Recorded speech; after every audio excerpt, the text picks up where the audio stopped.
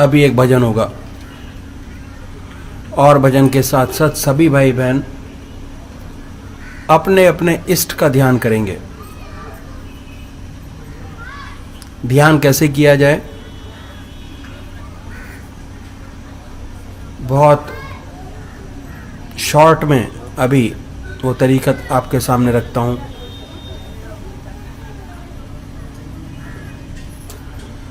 सबसे पहले ये निश्चित कीजिए कि आप साकार रूप के पुजारी हैं, निराकार। आप डिसाइड कीजिए।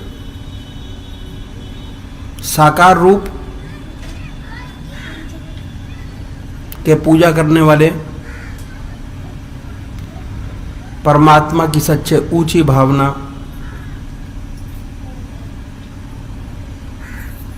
किसी मूर्ति में डालते हैं,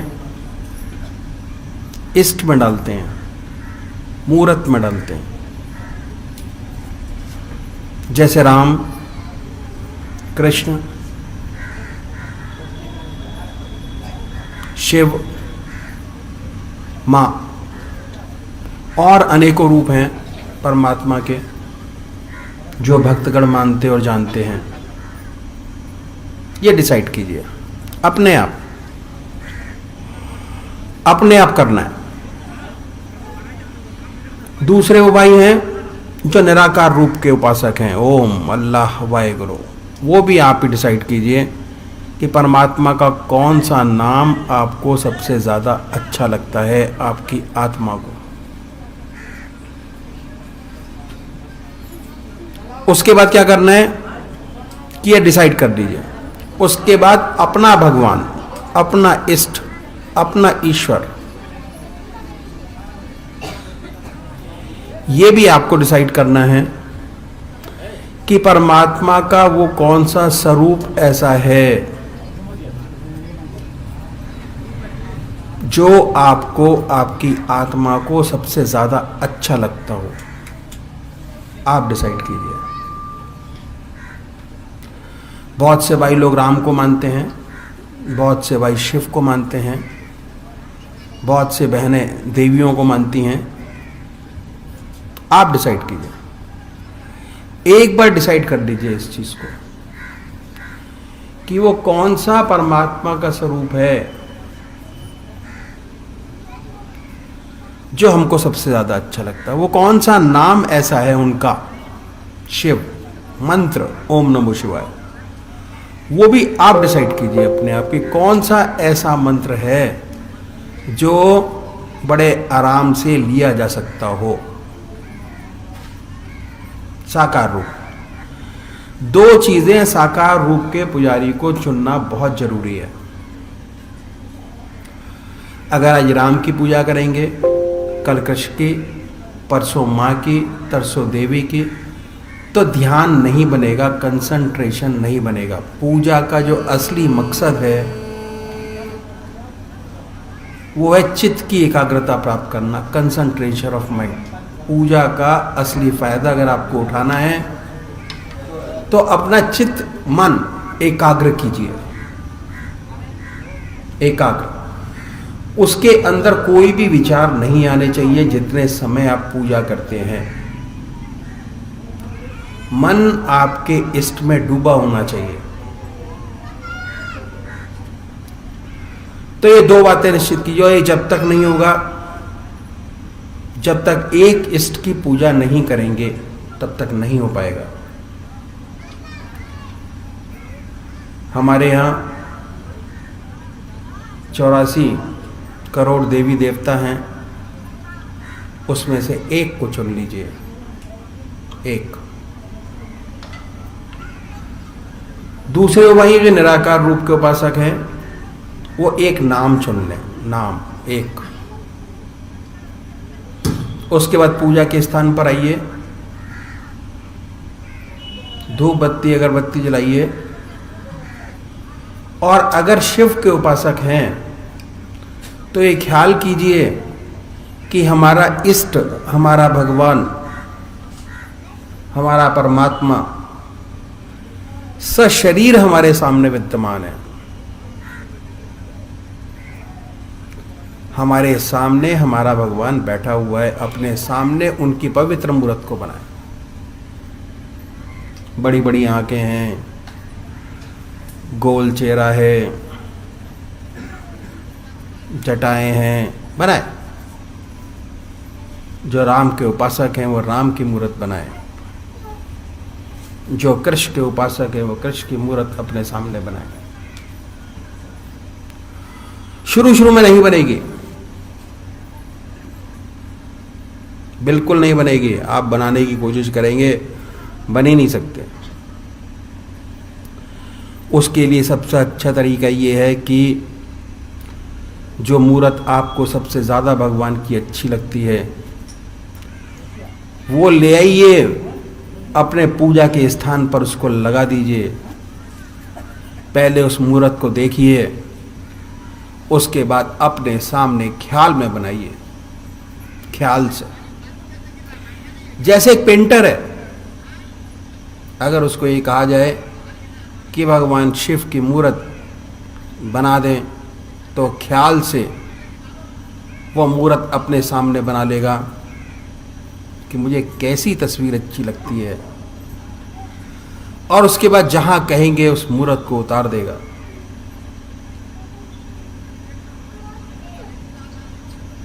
तो इसी तरीके से आप अपने इष्ट की मूर्त अपने सामने बनाएं, और जब आपका मन आपकी मूर्त से हट जाए, फिर अपने मन को पकड़िए, उसी मूर्त पर लगाएं। फिर हटेगा, फिर पकड़िए, उसी मूर्त पर लगाएं। बार बार मन हटेगा, उसको पकड़िए, उसी मूर्त पर लगाएं। ये अभ्यास एक दिन ऐसा आएगा कि आपके इष्ट की मूर्त आपके सामने होगी, और दिल की हर धड़कन से जो आपका मंत्र है वह निकलता सुनाई देगा, और आप बड़े प्यार से ध्यान में बैठे होंगे। बड़े प्यार से सामने इष्ट की मूर्त होगी, और दिल की हर धड़कन पर आपके इष्ट का जाप होगा, मंत्र का, ओम नमो शिवाय, ओम नमो शिवाय, ओम नमो शिवाय। जो निराकार भगवान के उपासक हैं, वो दिल की हर धड़कन पर जो आपका नाम है, ये सुनिए ख्याल से कि हमारे इष्ट का नाम निकल रहा है और हम सुन रहे हैं। और जब वो नाम हट जाए, फिर उस नाम को पकड़िए, दोबारा अपने इष्ट की याद में लगाइए। उसके बाद दूसरा विचार आएगा, उन विचारों को हटाइए, फिर अपने इष्ट के विचारों में लगिए। ये है तरीका ध्यान करने का जो मैंने आपके सामने रखा। तो अभी एक भजन होगा, और भजन के साथ साथ सभी भाई बहन ध्यान करने की प्रैक्टिस करेंगे, ध्यान करेंगे। तुम ही मेरे रसना, तुम ही मेरे बैना, तुम ही मेरे श्रवणा, तुम ही मेरे नैना, तुम ही मेरे रसना, तुम ही मेरे नख शिख सकल शरीरा, तुम ही मेरे नख शिख सकल शरीरा, तुम ही मेरे जियरे ज्यों जल नीरा, तुम ही मेरे जियरे ज्यों जल नीरा,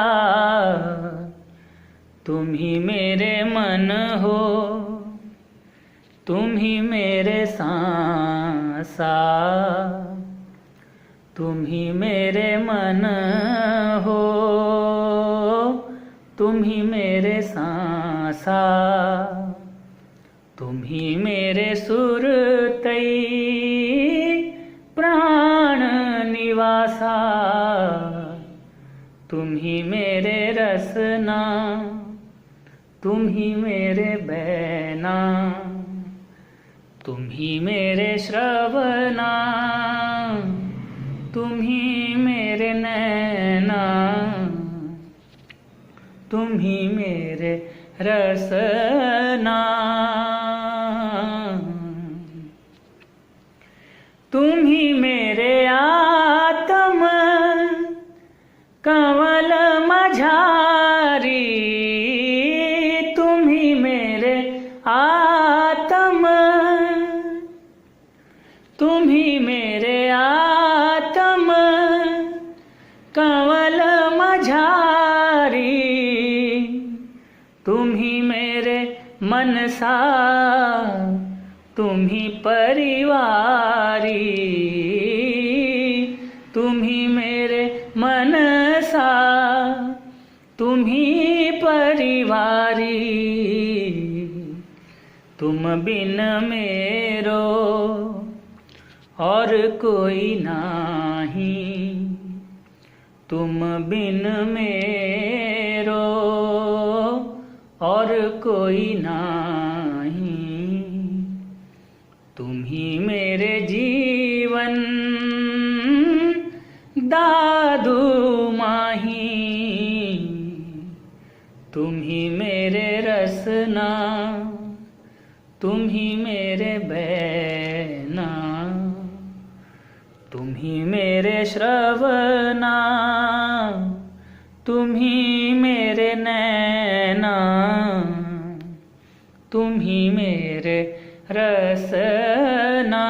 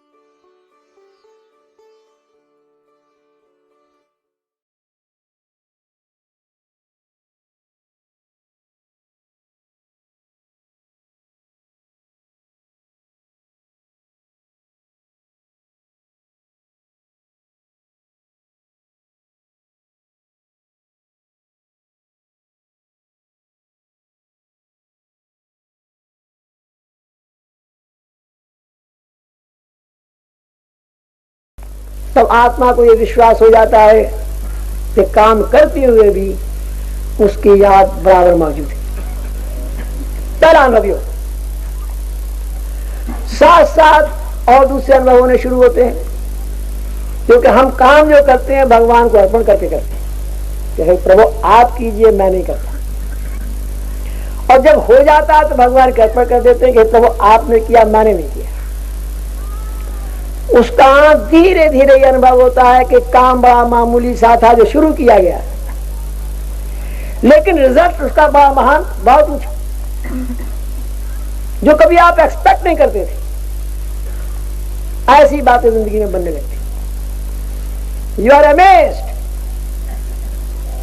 और फिर ये विश्वास होता है कि करने वाला तो कोई और है। I am only a tool in his hands, मैं एक यंत्र हूं खाली उसके हाथों, उसके हाथों, करता कोई और है। Real doer is somebody else, I am not the real doer. ये विश्वास मजबूत होता चला जाता है, इस विश्वास में स्थिति होती चली जाती है, मैं नहीं करता, कोई और करता है। यह अभ्यास छुट्टल खेले सच्चल हो, महात्माओं की बात है। अभ्यास बहुत बड़ी चीज है। करत करत अभ्यास के जड़मत हो सुजान, रसरी आवत जात के पत्थर पड़े निशान, पत्थरों पर भी निशान डाल देती है। इसीलिए भगवान कृष्ण ने गीता में अभ्यास के ऊपर बड़ा भारी जोर दिया है। गीता में 4 बातें मुख्य हैं जो नोट करने रहा है साधकों के लिए। पहली आहार की शुद्धि, दूसरी विहार की शुद्धि जो इस सेवक में बड़ी डिटेल मिली, तीसरा अभ्यास जो चल रहा है बराबर, और अभ्यास के बाद वैराग। और वैराग के हम लोग गलत माने समझते हैं। सच्चा वैरागी कौन है? इसने कपड़े छोड़ दिए, घर बार छोड़ दिया, झोंपड़ों में रहने लगा या पत्थर की गुफाओं में रहने लगा, पहाड़ों की गुफा में, वो शायद न वैरागी। त्यागी हो सकता है। सच्चा वैरागी वो है कि जिसका हृदय परमात्मा की याद में निरंतर डूबा रहता है, एक क्षण को भी दूर नहीं, वो सच्चा वैरागी।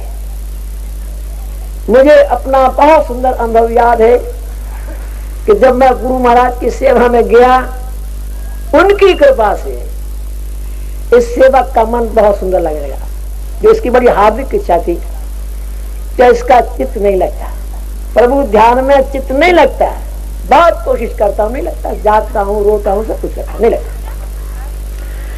उनकी सेवा में जाने के बाद मन बहुत सुंदर लगे, होश नहीं रहता था, इतना सुंदर मन लगता था। मन लगा हुआ है, घर में बच्चों ने शोर मचा दिया कि मेरे पास कापी नहीं है, कलम नहीं है, मेरा कलम आना है, मेरी किताब आनी है। वाइफ ने कहा कि सब्जी नहीं है, अभी दूध नहीं आया है। इतना बुरा लगता था कि जिसकी हद नहीं। इतने आनंद में डूबे थे, क्या बवाल पैदा हो गया। और मन ने ये डिसाइड किया कि 2 काम नहीं हो सकते, एक ही हो सकता है। या तो परमात्मा का ध्यान ही रह सकता है, ये दुनिया ही रह सकती है, दोनों नहीं हो पाएगा। ये विचार के इसने एक छोटा सा बिस्तर अपना तैयार किया, 4 रोज की कैजुअल लीव, इस इरादे से कि गुरु महाराज कहेंगे तो उनकी सेवा में रह जाऊंगा, ग्रस्त से छुट्टी हो जाएगी। जब मैं उनकी सेवा में पहुंचा बिस्तरा लेकर के, मैंने उनके चरण छुए तो बड़े हंसे। उन्होंने कहा कि मैं तो ये समझता था कि यशपाल में कुछ जान है, लेकिन तुम तो बहुत रद्दी वद्दी निकले ऐसे ही। क्यों? मैं बात चल गया कि मैं तो ये विचार करके आप घरवार बीवी बच्चे सब छोड़ के आपकी सेवा में रहूंगा, और महाराज कह रहे हैं कि यू आर यूजलेस, बेकार आदमी, बैठो। अच्छा ये बताओ, हम तुमसे कह रहे हैं कि तुम बाल बच्चे गृहस्थी नौकरी वोकरी सब छोड़ दो और हमारे पास आकर रहने लगो। जब हमारे पास हो तो हम क्या कहेंगे? किस लिए नौकरी छोड़िए, किस लिए बच्चे छोड़े? कि परमात्मा की याद बने, इसीलिए नहीं ना। तो वो पीपल का पेड़ है, उसके नीचे जाके बैठ जाओ, तो ध्यान बराबर लगा रहे, जरा मन ना हटा, इधर उधर। तो काम तो तुम्हारे पास कुछ है नहीं, मन लगा रहना चाहिए, इधर उधर नहीं होना चाहिए। और बेटा अगर उस पीपल के पेड़ पर कोयल आके कूकने लगी तो क्या गारंटी है कि तुम उस कोयल की कूक को ना सुनने लगोगे? है कोई गारंटी तुम्हारे पास? नहीं कर सकते। मन तो ऐसी चीज है, क्या गारंटी कर सकते? हमने तुम्हें कहा संन्यास ले लो, गंगा के किनारे रहो, और तुम गंगा स्नान करने सुबह सुबह ब्रह्म मुहूर्त में निकले और गंगा का स्नान कर रहे हैं, मन सुगंध वायु बह रही है, सुंदर सुंदर लहरें आ रही हैं, सूरज की प्रातः काल की बड़ी सुंदर किरणें पड़ रही, तो क्या गारंटी है कि तुम्हारा मन परमात्मा की याद छोड़ करके उस प्राकृतिक सौंदर्य में न लग जाएगा? है कोई गारंटी? नहीं महाराज, कोई गारंटी। बस घर में रहो, जब बच्चा रोता है तो सोचो कोयल कूक रही है, पेड़ के नीचे बैठे हो। अगर घर में नहीं कर सकते तो जंगल में भी नहीं कर सकते। उसके बाद फिर आपने कहा जानते हो माया क्या चीज है? खामोश। अगर ना बीवी माया है, ना बच्चे माया है, ना धन दौलत माया है, ना इष्ट मित्र माया है, तो इसी को माया समझते हैं। दुनिया इसको माया समझती है, भाई पैसा है, कामनी कांचन संतान, ये पैसा रुपया ये सब माया ही है, जमीन जायदाद, और कौन सी माया है? सारे नाम उन्होंने गिना दिए कि ये कोई भी माया नहीं है। माया क्या है? माया है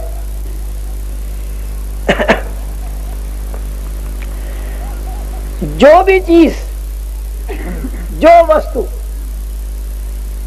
और जो भी कंडीशन आपके हृदय को परमात्मा की याद से भुला दे, वही माया है। जो भी कंडीशन, जो भी स्थिति, जो भी चीज आपके हृदय से भगवान को भुला दे, वही माया है। और अगर इसी संसार में है, इसी दुनिया में है, बच्चों में है, अपने मित्रों में है, और हृदय ईश्वर की याद में लगा हुआ है, बर्फ की तरह पिघल रहा है, तो तुम्हें माया नहीं। ये कितनी सुंदर माया की डेफिनेशन उन्होंने दी, व्हाट इज माया है। तो ऐसा सुंदर अनुभव होने लगता है कि मेंटल वर्क करते हुए प्रभु की याद गहरी बनी हुई है। साथ साथ ऐसे प्यारे अनुभव होते हैं, मामूली सा काम था, ईश्वर की याद में शुरू किया गया है कि तुम बाल बच्चे गृहस्थी नौकरी वोकरी सब छोड़ दो और हमारे पास आकर रहने लगो। जब हमारे पास हो तो हम क्या कहेंगे? किस लिए नौकरी छोड़िए, किस लिए बच्चे छोड़े? कि परमात्मा की याद बनी, इसीलिए नहीं ना। तो वो पीपल का पेड़ है, उसके नीचे जाके बैठ जाओ, तो ध्यान बराबर लगा रहे, जरा मन ना हटा इधर उधर। तब काम तो तुम्हारे पास कुछ है नहीं, मन लगा रहना चाहिए, इधर उधर नहीं होना चाहिए। और बेटा अगर उस पीपल के पेड़ पर कोयल आके कूकने लगी तो क्या गारंटी है कि तुम उस कोयल की कूक को ना सुनने लगोगे?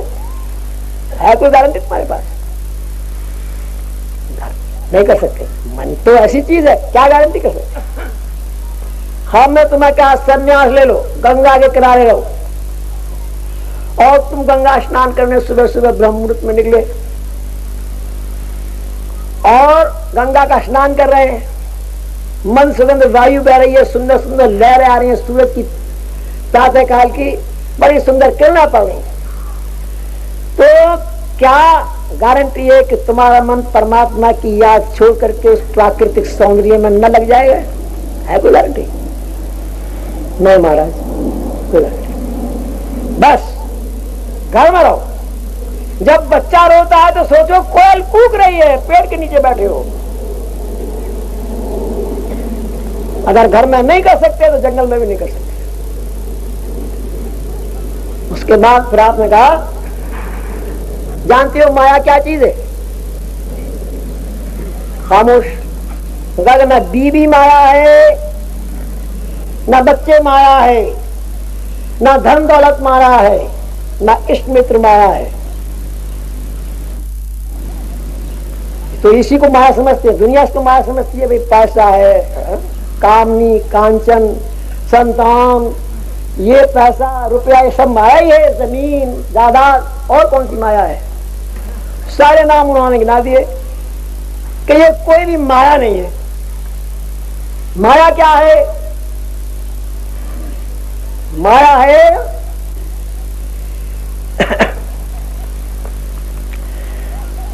जो भी चीज, जो वस्तु और जो भी कंडीशन आपके हृदय को परमात्मा की याद से भुला दे, वही माया है। जो भी कंडीशन, जो भी स्थिति, जो भी चीज आपके हृदय से भगवान को भुला दे, वही माया है। और अगर इसी संसार में है, इसी दुनिया में है, बच्चों में है, अपने मित्रों में है, और हृदय ईश्वर की याद में लगा हुआ है, बर्फ की तरह पिघल रहा है, तो तुम्हें माया नहीं। ये कितनी सुंदर माया की डेफिनेशन उन्होंने दी, व्हाट इज माया। तो ऐसा सुंदर अनुभव होने लगता है कि मेंटल वर्क करते हुए प्रभु की याद गहरी बनी हुई है। साथ साथ ऐसे प्यारे अनुभव होते हैं, मामूली सा काम था, ईश्वर की याद में शुरू किया गया है, बाद में परमात्मा को अर्पण कर दिया गया है। उसका नतीजा आदमी बहुत चक्कर आ जाता है, कैसे हो गया, क्या हो गया, आंखें फट कर आती है। इतना अचंबा ताज्जुब उसको होता है कि ये क्या हुआ, कैसे हुआ, किसने किया। सिवा गहरी ताकत के, सिवा परमात्मा के नहीं कर सकते, नहीं हो सकता। इतना प्यारे अनुभव खुलते हैं इस अभ्यास के बाद। और जब मेंटल वर्क करते हुए भी ध्यान लगा हुआ है प्रभु में, परमात्मा के चरणों में, तो एक बात आपकी पूरी हो गई। 24 घंटे निरंतर प्रभु की याद है, चलते फिरते, खाते पीते, संसार का हर व्यवहार करते, आपको ईश्वर की याद मौजूद है, परमात्मा के। कभी एक सेकंड को भी उससे नहीं भुला पाते, न भूल सकते। कबीर साहब बगैर पढ़े लिखे थे, उनके लिए काला अक्षर भैंस बराबर है, पढ़े नहीं, लेकिन बहुत बड़े अनुभवी संत थे। और अपने अनुभव जैसे होते वैसे ही के वैसे उनकी वाणी से निकल जाते, दूसरे लोग लिख लेते, याद कर लेते। कबीर साहब ने इस अवस्था का बहुत सुंदर चित्रण किया है, बहुत ही बढ़िया चित्रण किया है। उन्होंने कहा है कि संतो सहज समाधि भली, गुरु कृपा जा दिन से जागी, निश दिन अधिक चली, संतो सहज समाधि भली। ये सहज समाधि कहलाती है। इसके लिए कोई तपस्या नहीं करनी पड़ती, कोई कष्ट नहीं उठाने पड़ते, धीरे धीरे बड़े आराम से, बड़े आनंद से ये अवस्था प्राप्त होती चली जाती है। और चित्त की एकाग्रता सद्गुरु से प्राप्त होती है। भाई कोई वली पैदा हो बात अलग है, मैं ये नहीं कहता। तो कोई वली है, पैदाश से ही वली है, तो उसकी बात अलग है। अन्यथा चित्त की एकाग्रता बिना सद्गुरु के प्राप्त नहीं होती, उसी कृपा से प्राप्त होती है। इसीलिए उन्होंने कहा है कि गुरु कृपा जा दिन से जागी। गुरु कृपा से जिस दिन से मेरे अंदर पावर ऑफ कंसंट्रेशन आ गई, मैं चाहूं तो चित्त को एकाग्र कर सकूं, ऐसी शक्ति जब से मुझे आई गुरु कृपा से, तो निषिद्ध अधिक चली, नित्य बढ़ती रहती है, घटान नहीं होता। जैसे जैसे खाली समय में परमात्मा को देता चला जाता हूं, वैसे वैसे इस गहरी अवस्था बढ़ती, ध्यान की गहरी अवस्था बनती चली जाती, सुताई बनती चली जाती है। जब खाली हूं, काम मेरे पास नहीं है, जिह्वा की नोक तालियों से लगाई और ध्यान में चला गया है, काम आ गया याद छोड़ दी, काम में लग गया। ये सब धीरे धीरे अभ्यास करते करते करते और इसकी जो गहराई है बढ़ती, ध्यान की गहराई बढ़ती चली जाती है। गुरु कृपा जा दिन से जागी, निश दिन अधिक चली, जहां जहां डोलू सो परिक्रमा, जो कुछ करूं सो सेवा, जब सोवूं तब करूं दंडवत पूजऊं और न देवा।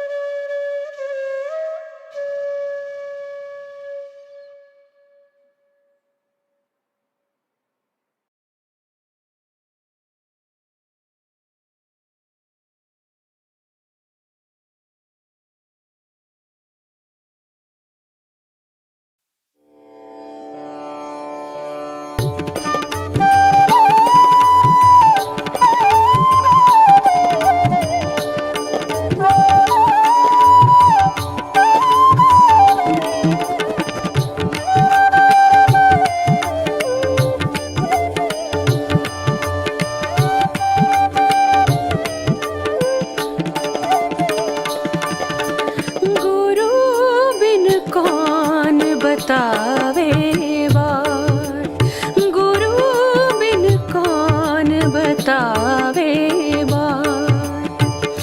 बड़ा विकट यम घाट, गुरु बिन कौन बतावे बाट।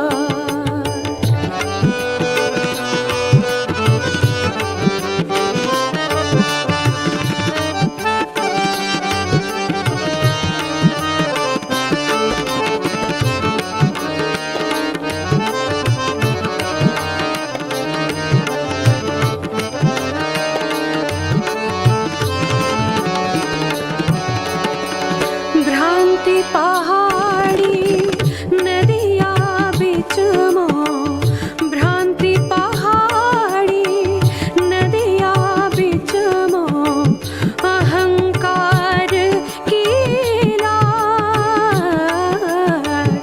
काम क्रोध दो पर्वत ठाड़े, काम क्रोध दो पर्वत ठाड़े, लोभ चोर संघार, गुरु बिन कौन बतावे बाट, गुरु बिन कौन बतावे बाट।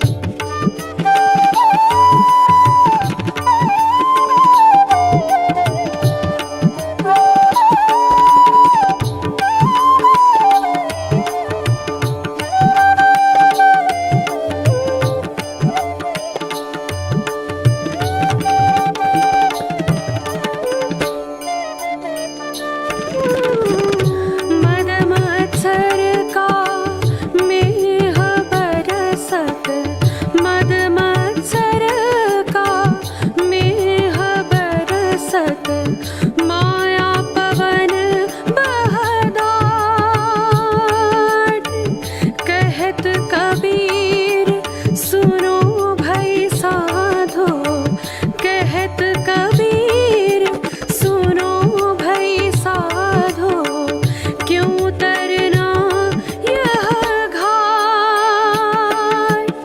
गुरु बिन कौन बतावे बाट, गुरु बिन कौन बतावे